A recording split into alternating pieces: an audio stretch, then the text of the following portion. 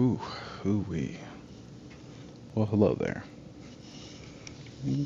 Whether you're sitting in a dark room like this or not, just remember we're here to enjoy ourselves. Hi, how are you? I'm your host Grim, or you can call me Jay. Either one works. I forgot what commentary we're at now, but that doesn't really matter. I hope your day actually turned out pretty nice or decent. I know with me, my day turned out pretty nice and decent. I didn't get out of bed until 4 o'clock, 4 p.m., so. Ooh, wee. A lot's been happening recently, but the thing is, I kind of live underneath a rock. I keep to myself, I do my own thing. I go and I let it hang like my nuts, let it bang and gang and do his thing. So, Trump is officially president. Excuse me. Trump is officially president. And I'm actually cool and okay with that. What is it? First thing he said was there's only two genders, and then he also said to like the staff or whatever that are currently working that they suck. I'll tell you this, there's one thing about Trump is that he'll literally say how it is. Not a lot of people are like that. And that brings me to something. Why is it whenever we tell the truth, unfortunately the truth doesn't care about your feelings, no nothing, that it is, the truth is a wild thing. A very, very wild thing. But not too wild because it's there. You can't do anything with it outside of what just it is. Whether it's good or bad, it's up to you to how you take it. And eventually you'll come to terms and grips with it because that's the reality. But to lie is essentially, you can do it for good, you can do it for bad, but lying is still lying. It's not the actual thing that you seek. Sometimes, rather more than not, the truth is revealed. But delaying it is just, I don't know. All I can provide to you is the truth, and even if it is my truth, there's still something with it. That's also another thing that's very subjective is your truth.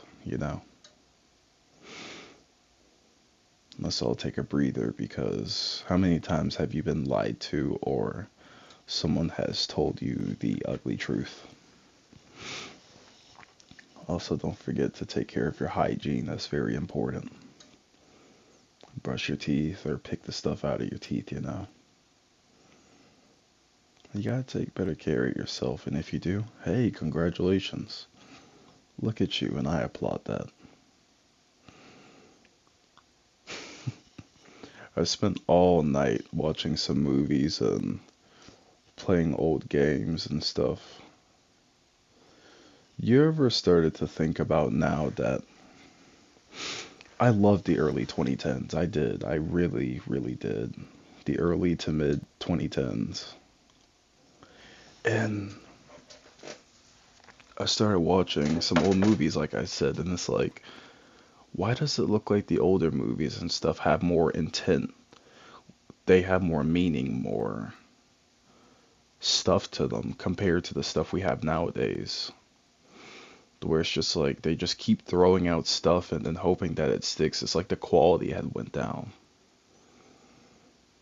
Like even like shots between some things, like the filtering, like everything. Filtering you can use to convey an emotion such as a black and white thing to where it's just like that right there can be taken so many ways. Or you can put in like a sunny and shady filter to where it's like, oh, it's warm, it's inviting and stuff like that. Or you can make it cold and gray and blue. And it's just like, oh, this is supposed to mean something somber. Yeah.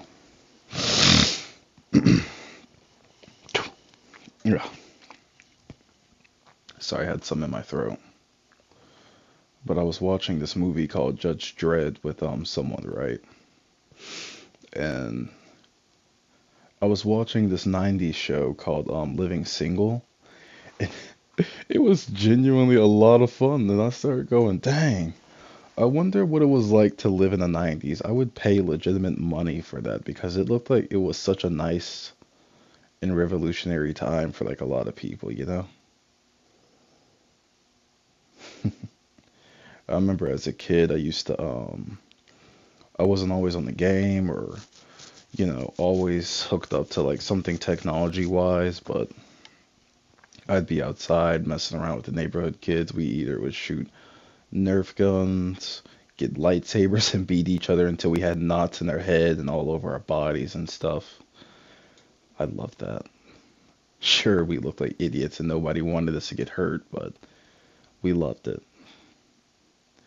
We would stay out and play until it got so dark outside that the street lights came on, or whenever someone's parents basically said, "Hey, it's time for you to come in." I remember one of my childhood friends named Owen. Never will forget that guy. We lived in like the suburban place and we always had so much fun. And then I remember, man, remembering all of this now, my childhood was just a mix between I had to make my own fun and just tragic stuff. But let's not dwell too much on the tragic stuff. That's for another day. If you made it this far, just type in or just say, let's think of a word together. Hmm. Let's just type in childhood. Something that can make or break someone. It molds you into just a lot of the things that you are. Believe it or not, because it's like you're a product of your environment. Whether that's good or bad is totally up to you once you're able to just like get through all of it. I remember with my mom, we basically moved every year to 2 years. So it's been able to make me attached to a lot of people, but also detached to a lot of people. It's like a switch. Hold up, let me. There we go. Yeah, my computer is overclocking like a motherfucker. But every year to 2 years, we would end up moving, and it would be like I would find some really, really good friends, and then it's just like, oh, we gotta move. Sometimes I would say no. At first, I was able to say bye and say that I loved everyone, this, that, and the other stuff, that, hey, eventually I'll come back, this, that, and the other third, but I never did. And a lot of people that I valued or etc. Very few people from my childhood and stuff would still be around. What is it? I remember this one person that I still talk to. Well, rarely talk to. Her name is Kennedy, and we just find it funny. Basically, during like my childhood and stuff like that, everyone saw me as like the crackhead of the group. Hold on, let me check this real quick. But yeah, everybody just saw me as the crackhead and stuff. So, but who we? Let's see.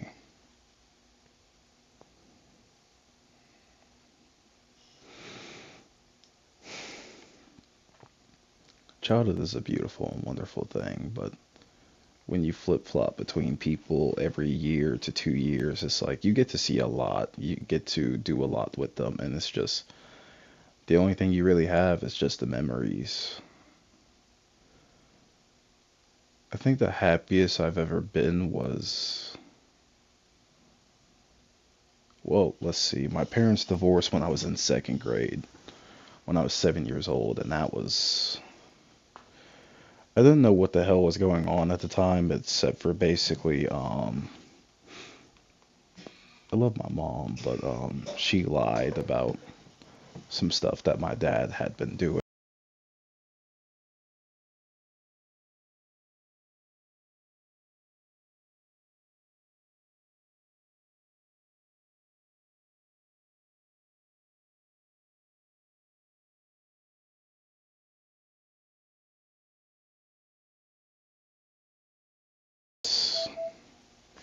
I'm aware that the battery level is high, but you want to turn off every damn 10 minutes. Sorry, my headset is bipolar as shit. But I remember my mom had. I can understand because my mom was so angry and so upset and just at the fact that it was easy for my dad to move on. They both had did each other wrong. Don't mind that noise. That's my grandpa. He's up and awake. Man.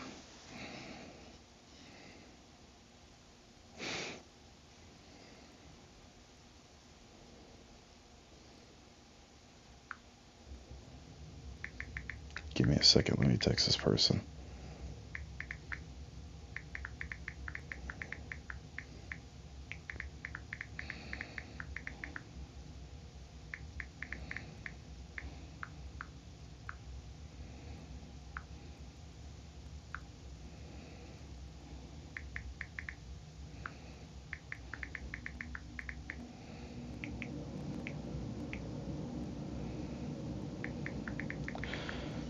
I had to think about it because it's like,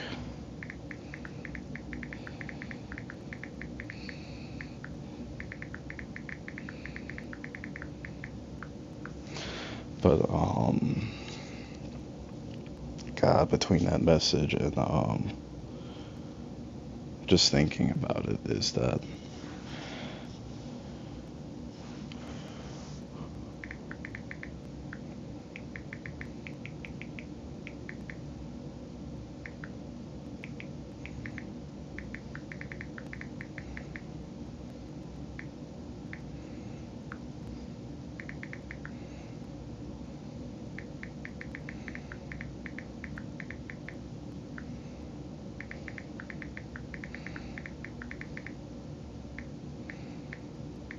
okay, I'm sorry for wasting your time like that.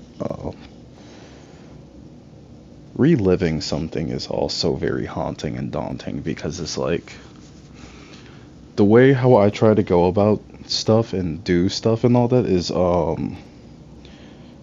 I feel like I've been through some stuff and I want to be able to help people who, like I've said previously, it's just like you don't really have anyone there that can help you, or you feel like they can't help you or just tell you some things and you have to go through it on your own. Maybe I can be able to help out in some way. Basically, a lot of the stuff that I wish was done for me, I'll try to help you with it. Man.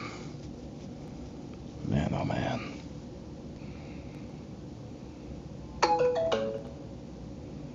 Because just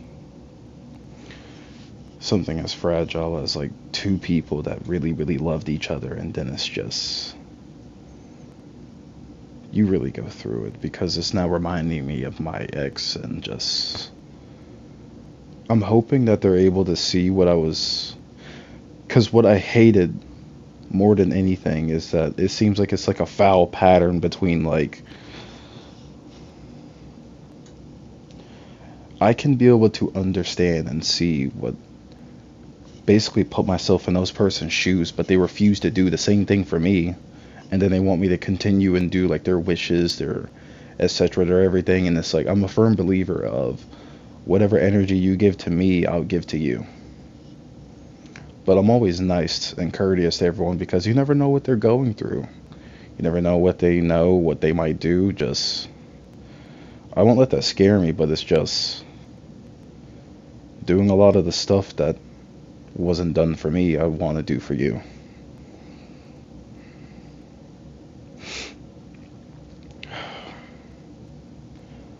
I like that everything is going to go in a better and deeper, not deeper, but just, yeah, you know what, even deeper.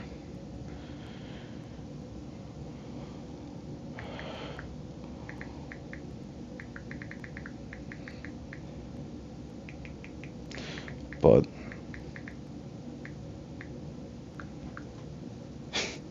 God, I'm a fucking idiot. It's like I'm in the middle of texting, I'm in the middle of doing this, that, and the other third, what doing this video, but it's like, look, some things just come up out the blue unexpected, you know? And you kind of have to deal with it in the moment because it's like if you don't, like I said, I'm not afraid to be seen as an asshole. It's just, it depends to who, you know? And I'd hate to waste your time because it's like you clicked on this video to basically hear some commentary and etc. Not me clacking on my phone and stuff. I don't know what I am sometimes, but I'm still figuring it out.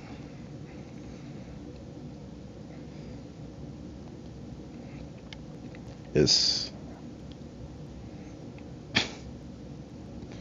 I keep laughing because I don't know. And I'm trying to put the words together, but the words are just like nah, nah, nah, nah. I'm just a weird hotshot kid trying to have his voice out there, just make something out of himself, you know? Trying to help people along the way, but I also realize I gotta help myself.